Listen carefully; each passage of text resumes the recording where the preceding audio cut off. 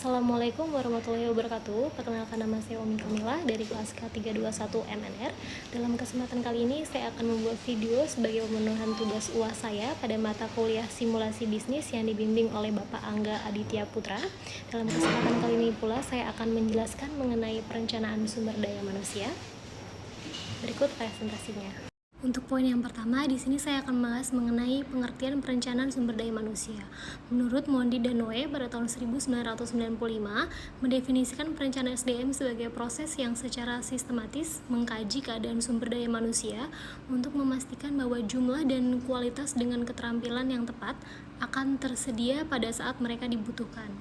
Kemudian, menurut Eric Vetter dalam Jackson dan Sickler pada tahun 1990, mendefinisikan perencanaan sumber daya manusia atau HR planning sebagai proses manajemen dalam menentukan pergerakan sumber daya manusia organisasi dari posisinya saat ini menuju posisi yang diinginkan di masa depan. Dari konsep tersebut, perencanaan sumber daya manusia dipandang sebagai proses linier dengan menggunakan data dan proses masa lalu short term sebagai pedoman perencanaan di masa depan atau long term. Kemudian di sini saya akan menjelaskan mengenai forecasting perencanaan sumber daya manusia. Forecasting adalah teknik perencanaan sumber daya manusia secara ilmiah. Artinya bahwa perencanaan sumber daya manusia dilakukan berdasarkan atas hasil analisa dan data, informasi dan peramalan forecasting dan perencanaan yang baik. Perencanaan sumber daya manusia semacam ini resikonya relatif kecil karena segala sesuatunya telah diperhitungkan terlebih dahulu. Pada teknik ini dapat diinformasikan harus akurat dengan analisis yang baik dan benar. Faktor-faktor forecasting dalam perencanaan sumber daya manusia. Ada 3 faktor yang mempengaruhi untuk dilakukannya forecasting sumber daya manusia perusahaan, antara lain 1. Faktor eksternal,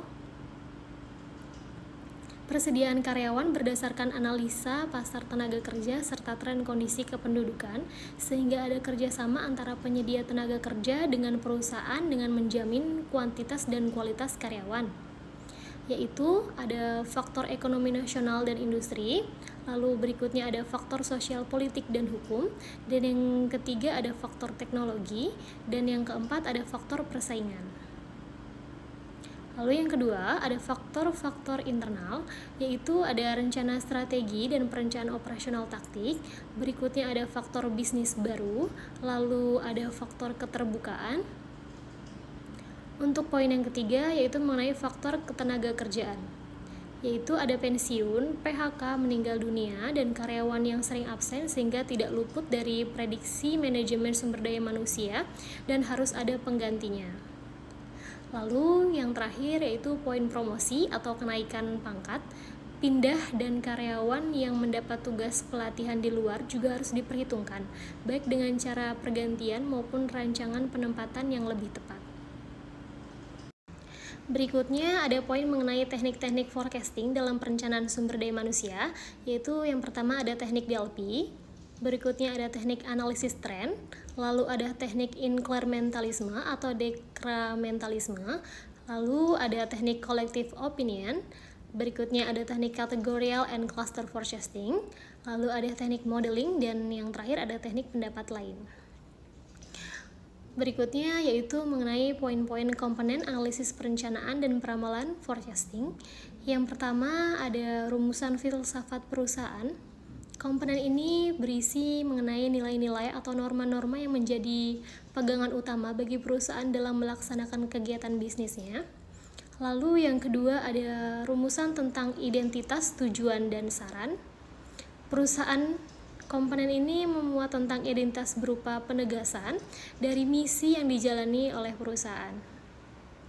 Poin yang ketiga ada evaluasi kekuatan dan kelemahan.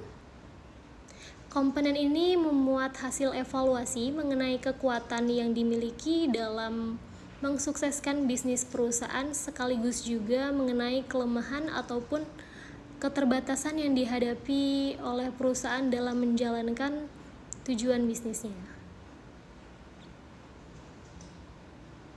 Lalu untuk poin yang keempat yaitu merumuskan desain. Pembidangan dan pembagian kerja berisi tentang penempatan unit kerja sehingga dihasilkan struktur organisasi yang jelas dengan volume dan beban kerja yang harusnya dilaksanakan. Demikian juga jelas hubungannya antara satu dengan yang lainnya dalam rangka mencapai sasaran dan mewujudkan. Untuk poin yang kelima, itu ada poin mengenai pengembangan strategi.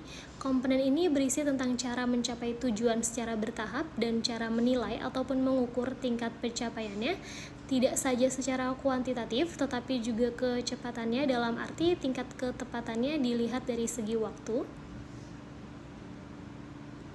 Lalu untuk poin yang keenam, ada poin mengenai penjabaran program. Komponen ini memuat tentang program setiap unit kerja ataupun departemen dan yang sejenisnya, dan secara menilainya atau mengukur tingkat efektivitas pelaksanaannya. Sistem perencanaan sumber daya manusia. Perencanaan sumber daya manusia baru dapat dilakukan dengan baik dan benar jika informasi tentang job analisis, organisasi, dan situasi persediaan sumber daya manusia. Sistem perencanaan sumber daya manusia pada dasarnya meliputi perakiraan estimasi ataupun permintaan kebutuhan dan penawaran penyediaan sumber daya manusia. Estimasi permintaan sumber daya manusia dapat dibagi menjadi dua cara, yakni yang pertama mengenai estimasi supply internal. Hal ini dilakukan untuk menghitung karyawan yang ada, tetapi juga mengaudit untuk mengevaluasi kemampuan-kemampuan mereka. Informasi ini menugaskan kepada para karyawan tertentu untuk mengisi lowongan-lowongan pekerjaan di waktu yang akan mendatang. Lalu untuk yang kedua, faktor yang kedua ada estimasi supply eksternal. Tidak setiap lowongan yang dipenuhi terdapat langsung persediaan sumber daya manusia. Kebutuhan sumber daya manusia yang harus dipenuhi dari sumber supply eksternal dapat diperoleh dengan menganalisis pasar tenaga kerja atau labor markets. Selain itu, perlu pula memperhatikan tren konsumsi penduduk, demografis, dan sikap masyarakat terhadap perusahaan, lembaga ataupun lembaga lainnya. Sistem perencanaan sumber daya manusia, yaitu yang pertama ada penyusunan anggaran sumber daya manusia atau manpower budgeting, merupakan kegiatan yang memadukan jumlah tenaga kerja yang tersedia dengan jumlah tenaga kerja yang diperlukan. Tujuannya untuk mendapatkan gambaran mengenai kebutuhan tenaga kerja. Penyusunan anggaran tenaga kerja ini disebut pula dengan penyusunan informasi. Lalu untuk yang kedua ada penyusunan program tenaga kerja atau manpower programming, merupakan kegiatan-kegiatan untuk mengisi formasi yang meliputi program-program pengadaan tenaga kerja, promosi jabatan pegawai, pelatihan dan pengembangan pegawai, pengembangan karir, program pemeliharaan pegawai, dan juga program pemberhentian pegawai. Lalu berikutnya kita akan membahas mengenai manfaat perencanaan pengembangan sumber daya manusia.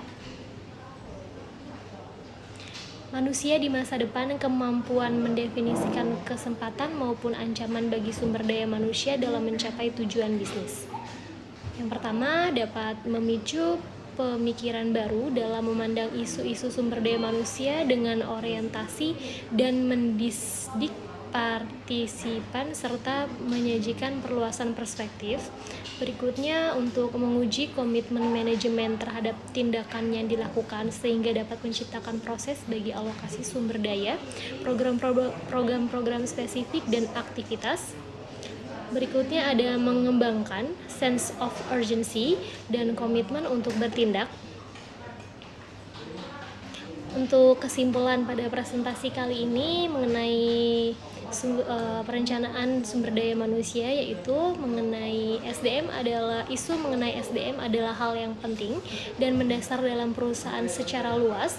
Perencanaan sumber daya manusia sebagai proses mengenai pembuatan kebijakan baru, sistem dan program yang menjamin pengelolaan sumber daya manusia di bawah kondisi yang tidak pasti atau cepat berubah. Mohon maaf bila ada kurang dan lebihnya dalam presentasi kali ini. Wabillahi taufiq wal hidayah. Wassalamualaikum.